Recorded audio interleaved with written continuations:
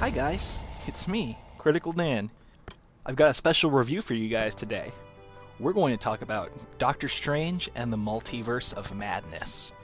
Now, I was actually supposed to get this review out a while ago, like the day I saw this movie before it even came out, so I had an advanced screening and I planned on doing a review, but then some things happened and I had to take a mental health break, but better late than never.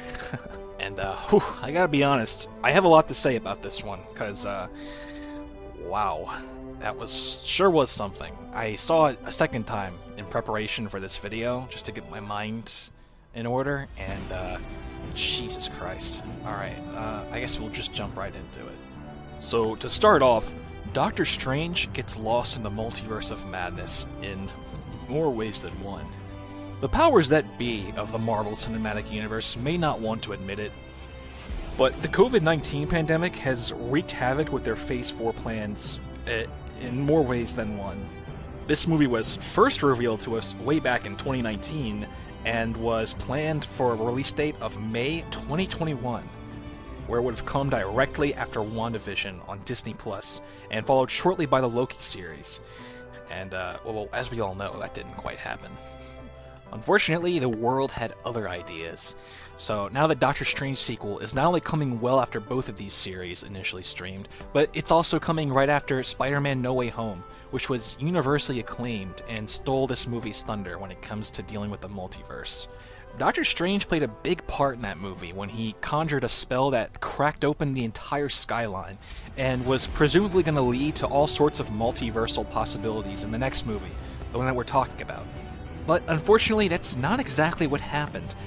This movie, directed by Sam Raimi and written by Loki creator Michael Waldron, Madness almost seems to pretend as if the events of No Way Home never even happened.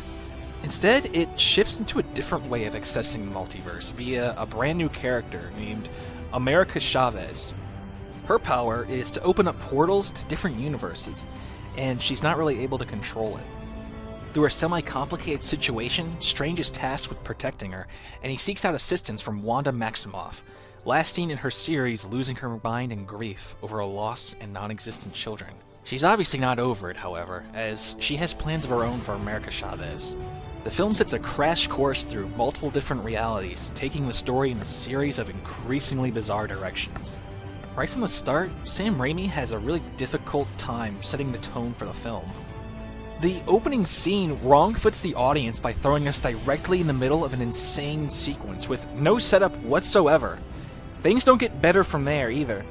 The storytelling in this movie seems to just be making things up as it goes along, using clunky dialogue to bring in familiar characters and illogical storytelling, all just to move the story from place to place with none of it generating any kind of excitement at all. One of the beauties of using the multiverse as a storytelling device is that you can create whatever you want, just like Spider-Verse did, Spider-Man No Way Home, and that new Asian movie, the Everything movie. They demonstrated this beautifully.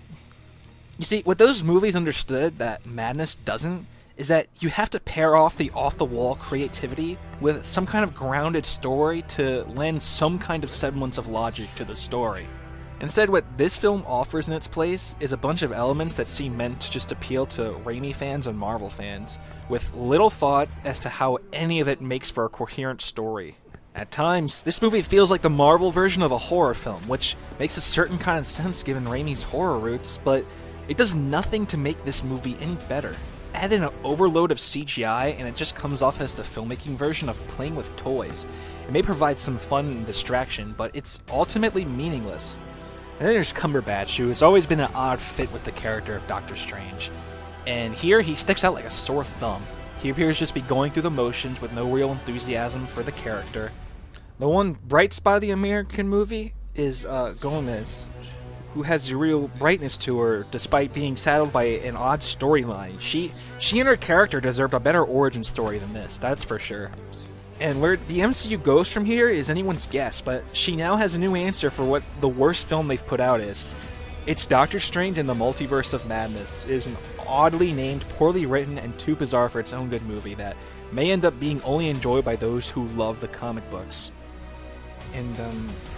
And Doctor Strange in the Multiverse of Madness opens up in theaters on May 5th. Alright guys, so that'll do it for this rapid fire review. Tell me what you think of this format. I may do more like this in the future. Something shorter of this form factor. So like, peace out, and I'll see you guys next review. Have a good one. Leave the comment section below.